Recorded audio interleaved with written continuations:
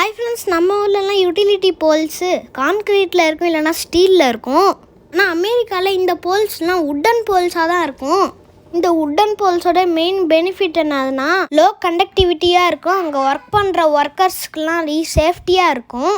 அப்புறம் இது steel concrete போல் சைடவே ஈஸியாக டிரான்ஸ்போர்ட் பண்ணிக்கலாம். இல்லை எதுலேருந்து செய்கிறாங்கன்னா fir tree, cedar tree, pine ட்ரீலேருந்து தான் செய்கிறாங்க. இதோட மெயின் டிஸ்அட்வான்டேஜ் என்னதுன்னா ஹுமிடிட்டி லோவாக இருக்கிற பிளேஸில் இது ஃபயர் ஆக சான்ஸ் இருக்குது. இதோட லைஃப் ஸ்பேன் 50 to 60 இயர்ஸ் வரைக்கும் தான் வரும். ஆனால் கான்க்ரீட் ஸ்டீல் போல்ஸு 80 இயர்ஸ் வரைக்கும் வரும். இது எப்படி செய்வாங்கன்னா மரத்தெல்லாம் எடுத்துகிட்டு வந்துட்டு அதோடைய தோலெல்லாம் ரிமூவ் பண்ணிவிட்டு அதோட மெஷர்மெண்ட் எடுத்து வச்சுப்பாங்க. மெஷர்மெண்ட் டேக்ஸ் எல்லாம் அதுலேயே ஆணி அடிச்சிருவாங்க. அதுலேயே அது எப்போ ப்ரொடியூஸ் பண்ணாங்க, எப்போ எக்ஸ்பிரி ஆகும்லாம் டேக் பண்ணிடுவாங்க.